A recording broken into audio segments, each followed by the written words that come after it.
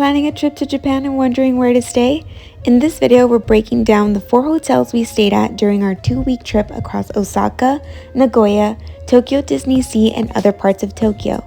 We'll show you the rooms, the pricing, and share the real pros and cons of each so you can decide what's actually worth it. As a quick disclaimer, we did go to Japan in the autumn, in November to be exact, so hotel pricing might look a little different for you if you're going at a different time of the year. And with that being said, let's get started. For our first hotel, we're headed over to Osaka. Home of the Osaka Aquarium, the Umeda Sky Building, Katsuoji Temple, Mino Falls, and the very popular Totonbori. We stayed at the Kihon Hotel, which is actually super spacious. Hooks by the door so you could hang your coats, and then the complimentary slippers. These were a little bit of a different material than normal because this hotel did have an onsen. As with most hotels in Japan, there were also items for you to keep your shoes clean and fresh. They provided tea cups, your own tea kettle, and an assortment of teas that you could pick up in the lobby. Complimentary water that you can grab there as well and bring it up to your room to keep in your fridge. This little slot right here is for you to keep your key card to be able to turn on the lights in the room. And they also had a pants press. We will come back to the restroom, but wanted to show the room first. It was 2 full-size beds or queen-size beds, and they did provide pajamas. Outlets in the back by the beds, and then the thermostat for you to control the temperature in the room. We believe this was an additional AC/heating unit, I assume just in case the thermostat in the room wasn't working. And then an additional work table and chair. Okay, and now on to the restroom. It came with the standard bidet, some glasses, a hairdryer, which I absolutely loved. They also provided some wash towels, as well as complimentary lotions, cleansers, and serums.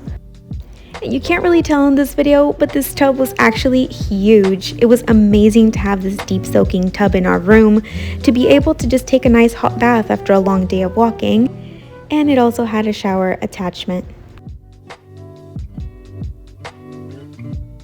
And another thing we loved about this hotel is that it was right next to a 7-Eleven, so we were able to stop by and grab some goodies whenever we wanted to. Some of the pros for Hotel Kihon were that it was very spacious. It was next to a 7-Eleven and 2 blocks from the train station, and luggage transfer was available. For the cons, uncomfortable pillows. It made our necks hurt. We had to go to the store to buy our own. And then it wasn't close to the most touristed places. However, nothing was more than a 15-minute train ride away. Our next stop on our 2-week trip was Nagoya. In this city, you can find the Peanuts Cafe, Ghibli Park, and one of the Ghibli-themed cafes. It is also the birthplace of Koko Ichibanya curry, with the first restaurant opening in Nagoya in January of 1978.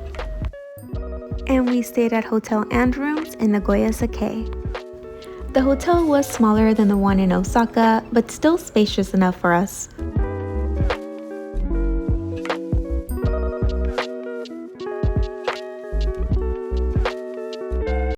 There was ample working space, regular prong outlets, as well as some USB outlets by the bed. We did notice that a lot of the hotels in Japan did offer this third-party in-room spa service, so if you need a massage after a long day of walking, you're always able to order that to your room.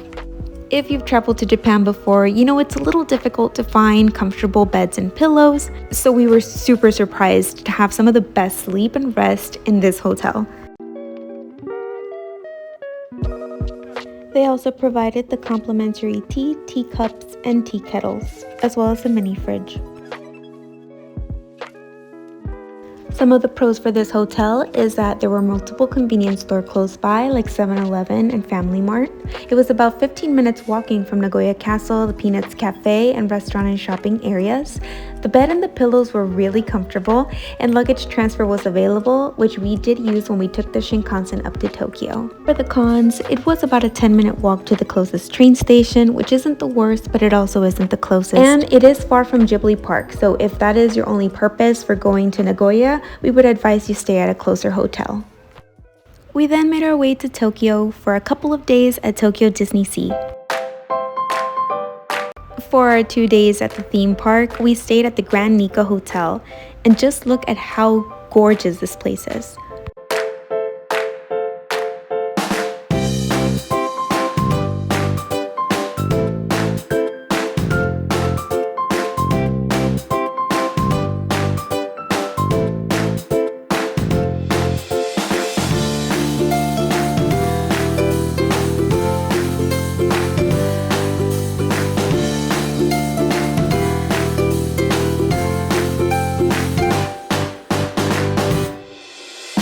The way they set up this hotel was so interesting.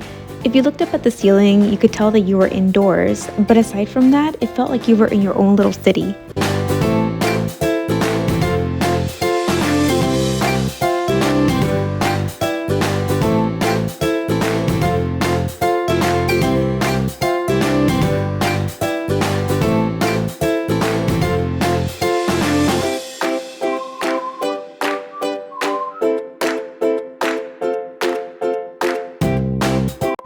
And here's the room.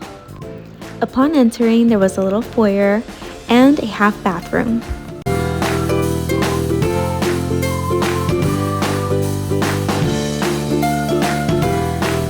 And then the door that led to the room.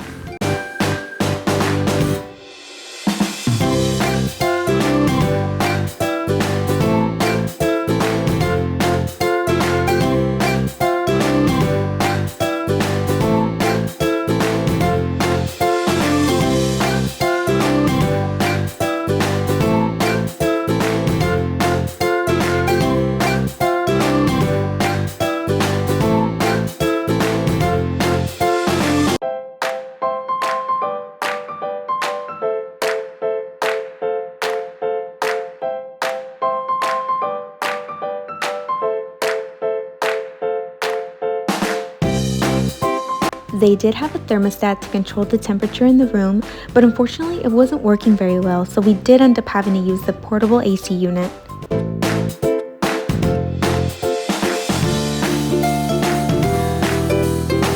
We did find it neat that they had the controls for the lights in the room right by the beds so that you didn't have to get up to turn the lights on or off.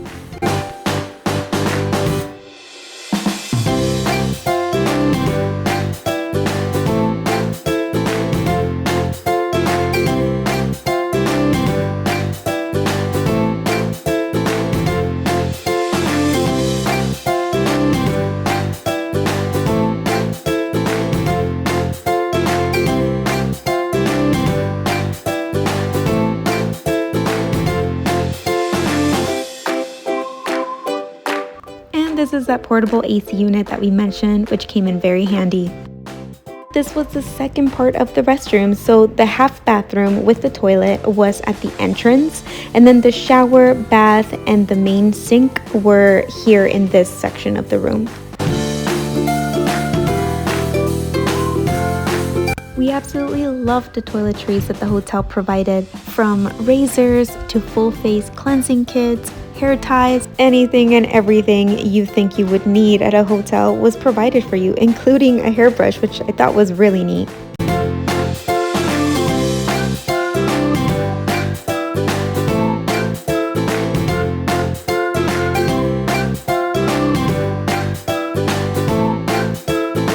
We also appreciated the aspect of the standing shower being separate from the bathtub, which also did have a shower attachment, and just look at that view.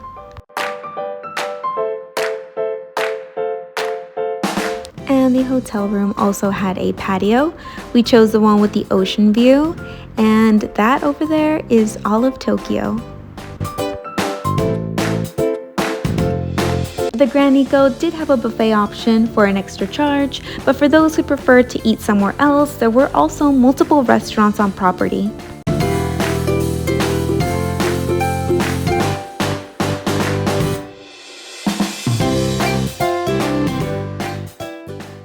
Oh, and they also had a little convenience store.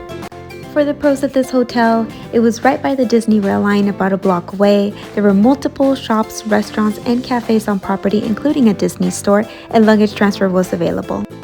For the cons, the main one was that the AC did not work. However, there was that portable unit which worked just fine. And if you had to be nitpicky, the Disney rail line does not stop at this hotel, so you do need to walk to the adjacent Disney Springs hotel to take the train. For the tail end of our Tokyo trip, we stayed at the one at Tokyo by Insomnia. This was by far the smallest hotel out of the 4. At the entrance, you immediately have the sink with a little bit of space, which we used for storing our shoes. And there was a small cabinet for your toiletries. Here is the restroom. The shower was pretty nice, nothing to complain about.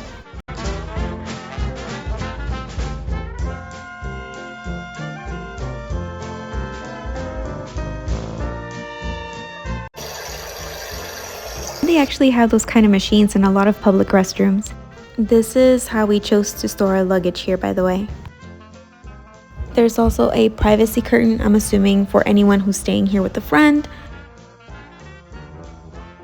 And this is basically the room in its entirety.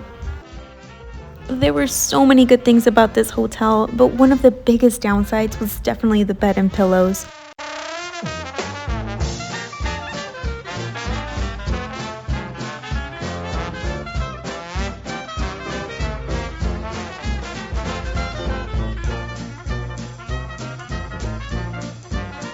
They did provide comfortable bathrobes, extra towels, and the complimentary slippers. There was a small space for working and a little mini fridge. The hotel did not provide all that stuff. We actually put it in there ourselves, except for the water, which they did provide.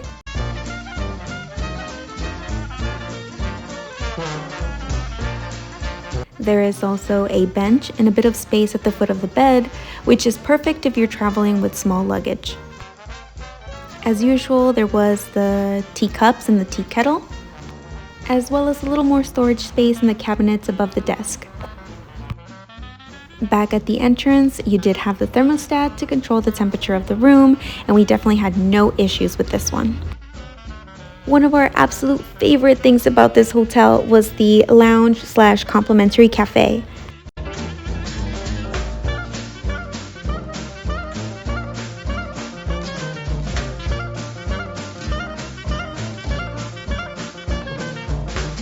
They had coffee and iced tea.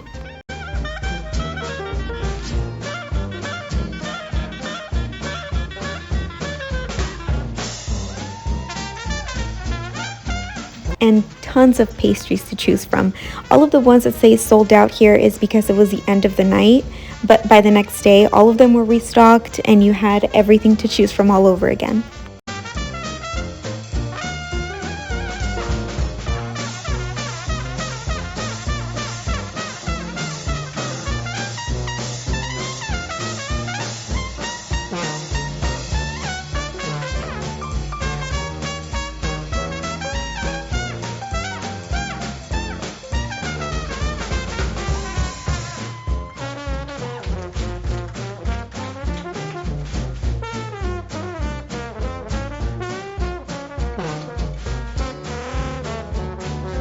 The only items that you did have to pay for were the beer or the wine.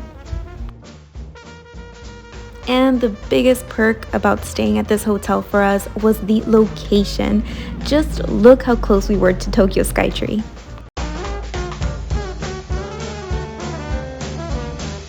This view was recorded from the hotel rooftop, and it was just gorgeous.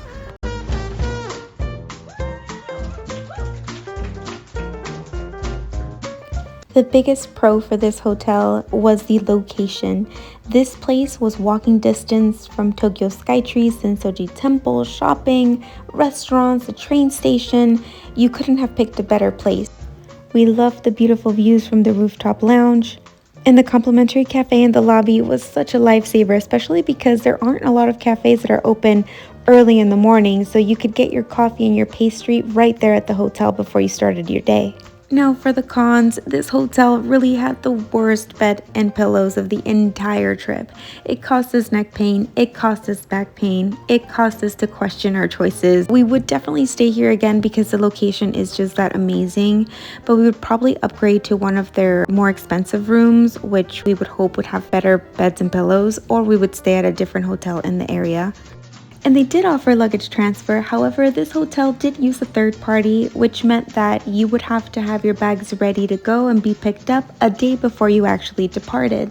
Thankfully, we had a backpack that we could use to have a change of clothes so that the rest of our stuff could be sent to the airport, but that is something to consider. Overall, even with a few small cons here and there, these hotels gave us exactly what we needed. They gave us comfort, convenience, and a great home base to explore Japan at a price that honestly didn't break the bank. We had an unforgettable time and we'd do it all over again. If you have any questions about the hotels, pricing, or planning your own trip, drop them in the comments and we're happy to help. We will be uploading a lot more Japan content in the weeks to come, so keep an eye out for that. And if you like this video, make sure to like and subscribe. See you in the next one.